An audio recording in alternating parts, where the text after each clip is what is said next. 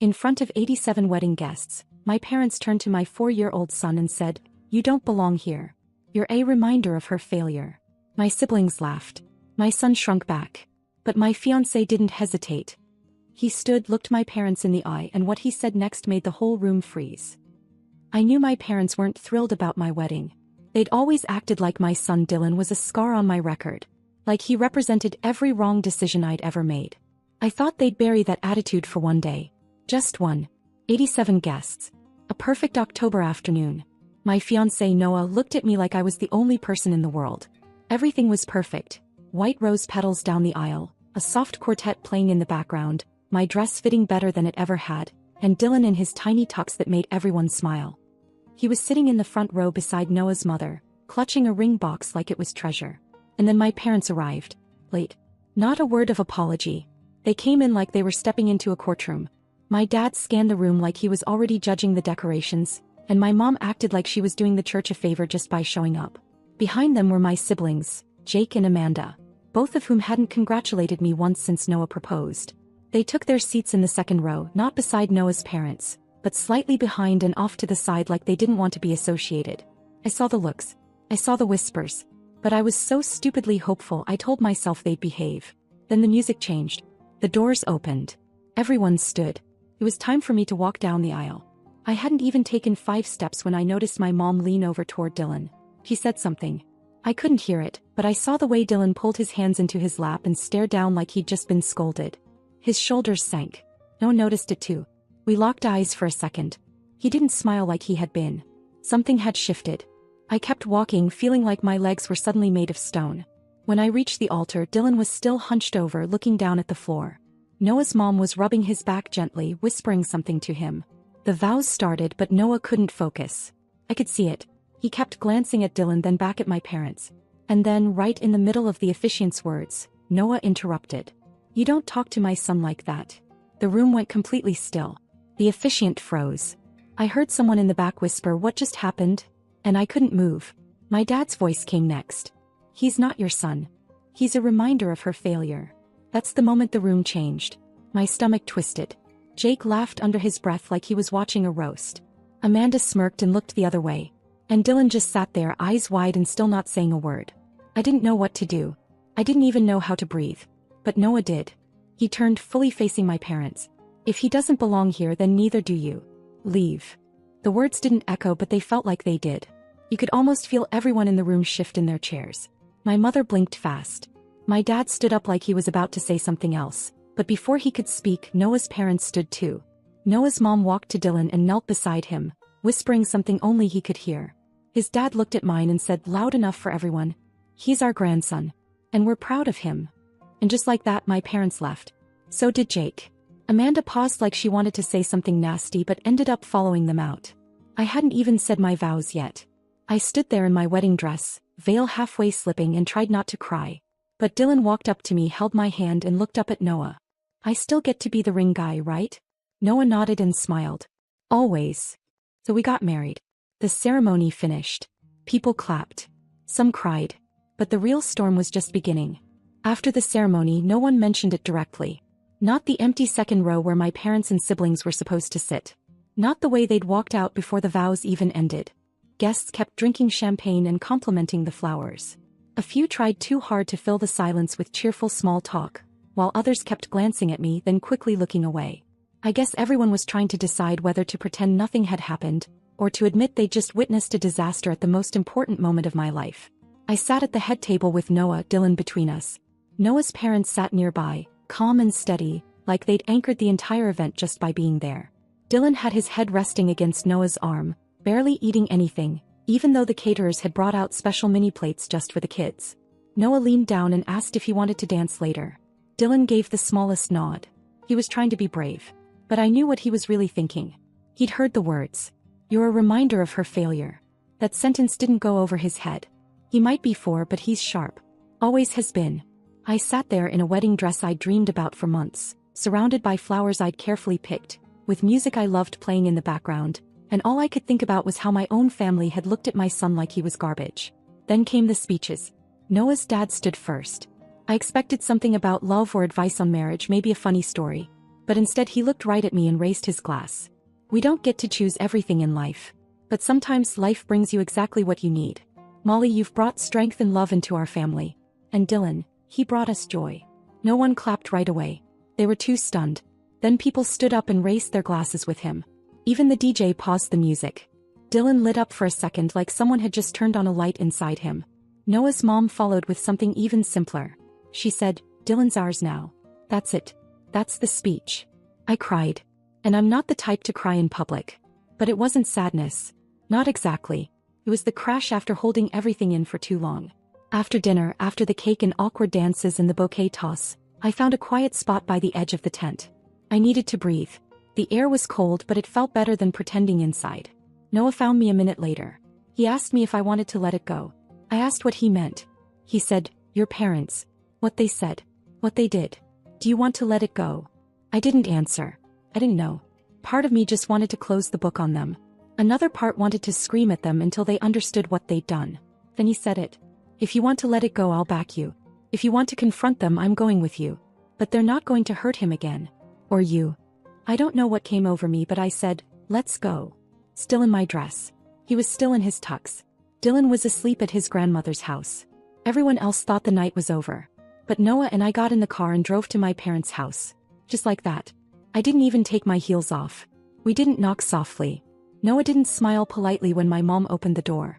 And when she saw what I was wearing, her expression didn't show guilt. Just surprise. Like she never thought we'd show up. Like she believed she'd gotten away with it. He was wrong. My mom opened the door like she hadn't insulted a child 2 hours earlier. No guilt, no hesitation, just that same blank expression she'd mastered for years. Like nothing ever got to her, like she was always right by default.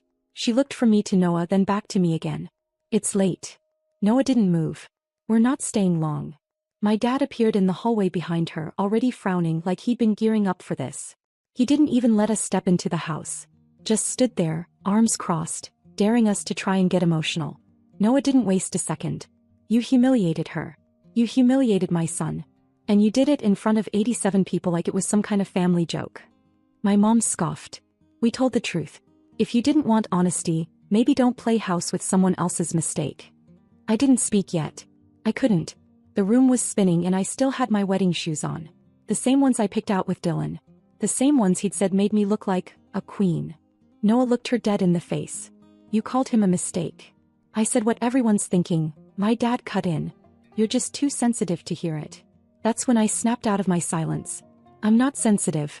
I just finally realized you were never proud of me unless I was doing exactly what you wanted. You didn't come to see me get married. You came to judge it." Neither of them flinched. But Noah wasn't done. "You know what really gets me?" he said. "You came to the wedding knowing you didn't approve. Sat down in front of a child and told him he didn't belong. What kind of person does that?"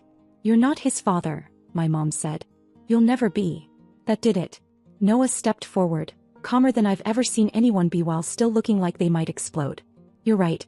I'm not his biological father. I'm just the one who tucks him in. I'm the one who calms him down when he wakes up crying because he still remembers the night Molly left her ex. I'm the one who taught him how to ride a bike. And today I became the man who married his mother. So yeah, I'm not his father. I'm his dad." You could hear the heating system humming through the silence that followed. Then my dad muttered something under his breath. I couldn't hear it exactly, but it was something about how Noah was being manipulated. That I was using Dylan to lock him in. I stepped between them. "Say that again." He didn't. He just turned and walked into the kitchen like we were beneath him. My mom stood there, arms folded. Noah pulled out his phone and scrolled to something. A payment screenshot. $3,000. To Amanda's tuition account. 3 months ago. "You remember when your daughter called me crying about school?" he said. "She said you wouldn't help her. I didn't even know her that well, but I paid it anyway." Quietly. My mom blinked. "You didn't need to do that." "No. I didn't," he said. "But I did. Because that's what family does. But after today, that's done. She can pay her own way. Or you can help her. If she's such a perfect daughter, put your money where your mouth is." Amanda appeared at the top of the stairs. I don't know how long she'd been listening. Long enough, apparently. Her mouth opened like she was about to say something, but she closed it again and stepped back into the hallway. Then my mom said something that pushed everything past the point of repair. "You'll both regret this. One day you'll realize family is all you've got." Noah looked at her one last time. "No. He is all we've got. And he's enough. We left. We didn't slam the door. We didn't yell on the porch. Just silence. The kind that only comes after something is truly over. Back in the car, I took off my earrings and tossed them in the console. My hands were shaking, but not from fear. I'm done, I said. For real this time. Noah didn't ask what I meant. He knew. But 2 days later, just when I thought it couldn't get any worse, my phone buzzed with a notification. My cousin tagged me in a Facebook post. I clicked it and my whole body locked up. It was a photo. From my first wedding. Me in my old dress, holding Dylan as a newborn. My ex beside me. My parents smiling. Caption. Before the lies. Before the disappointments. Before she forgot who she was. Posted by my mom. Liked by Amanda. And I swear I so read. I grabbed my keys. Noah wasn't even home. I didn't tell anyone. I just got in the car. And I went back to that house for the last time. I didn't wait for Noah. I didn't tell anyone where I was going. I saw the photo, saw the caption, saw Amanda's like under it, and something in me just shut off. No tears. No shaking. Just a quiet, focused kind of anger I'd never felt before. When I pulled up to my parents' house, all the lights were on. That should have warned me. It didn't. I knocked once. My mom opened the door almost instantly, like she'd been standing right behind it. She was holding her phone in her hand. My Facebook page was still open on the screen. So, she said, you saw it. I didn't walk in. I didn't raise my voice. Take it down. She smiled. Not a big smile. Just enough to show she was enjoying this. It's a memory. I'm allowed to share my memories. It's my life. My child. My past. Take it down. My dad was sitting on the couch behind her, watching some game like the house wasn't about to explode. Amanda was at the dining table. The same place she always sat during family fights.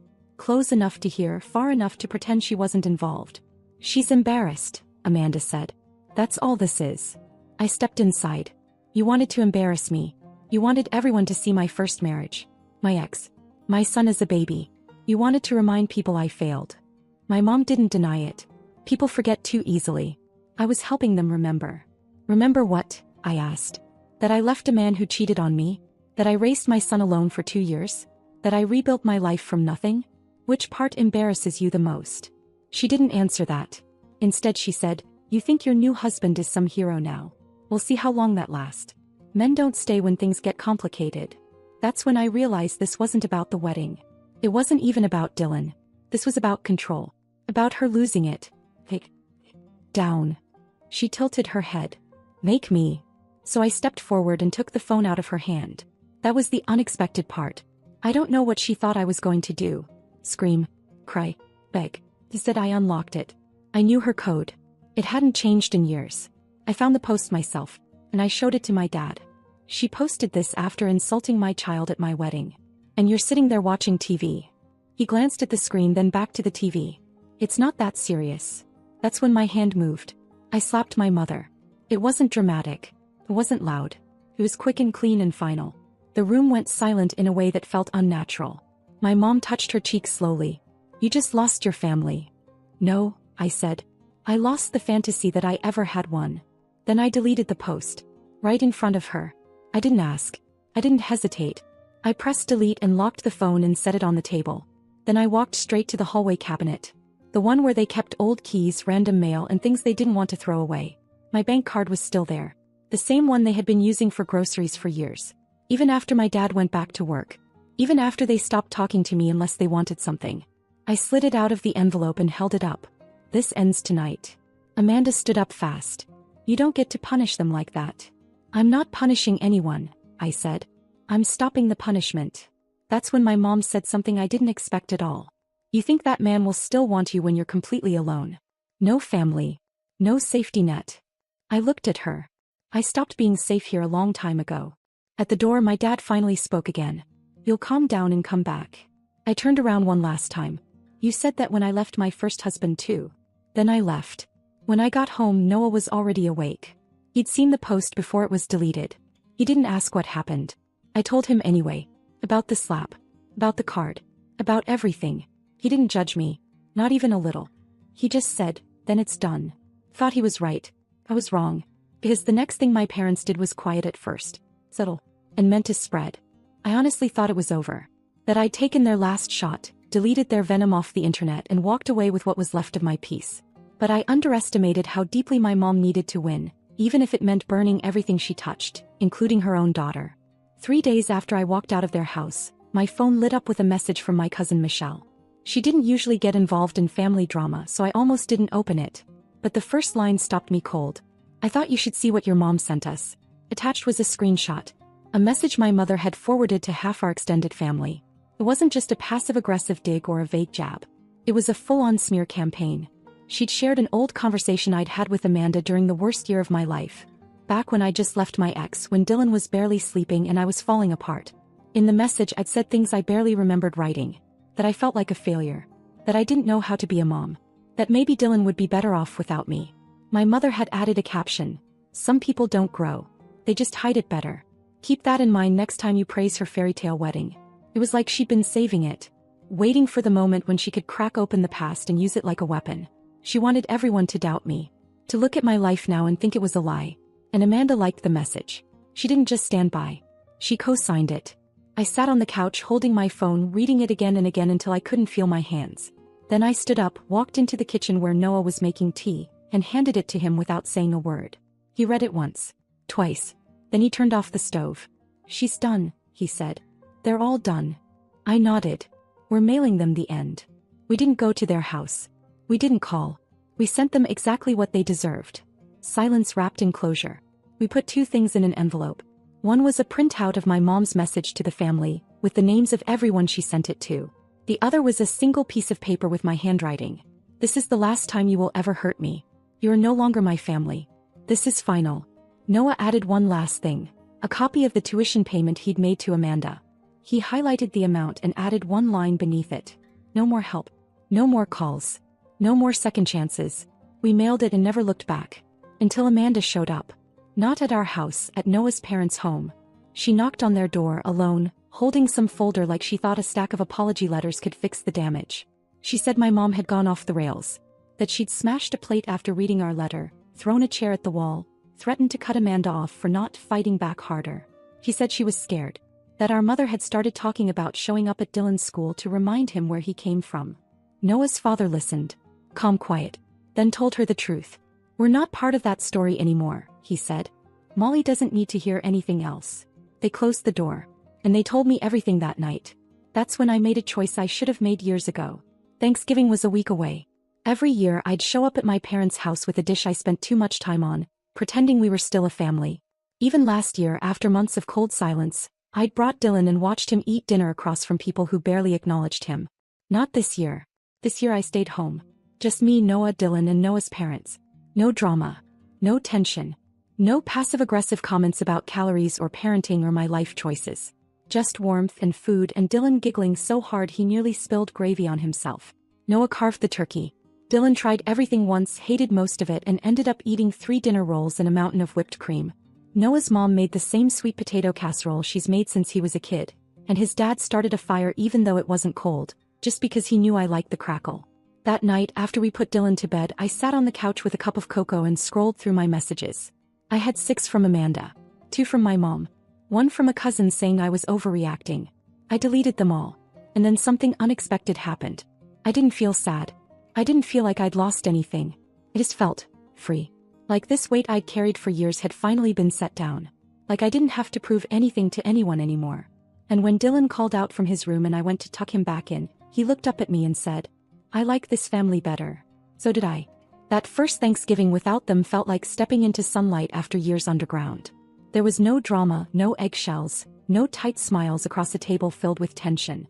Just Dylan laughing over mashed potatoes and Noah teasing his dad about overcooking the turkey. We didn't talk about what had happened. We didn't need to. It was the first time in my life I left a holiday dinner feeling lighter than when I arrived. I thought that peace might disappear after the holidays. That maybe I'd feel the pull of guilt or regret or something worse. But it never came. Christmas passed with the same quiet joy. Dylan got a green bike and a scarf to match from Noah's parents. He rode that bike in circles in the driveway until he tipped over and came in laughing with scraped knees.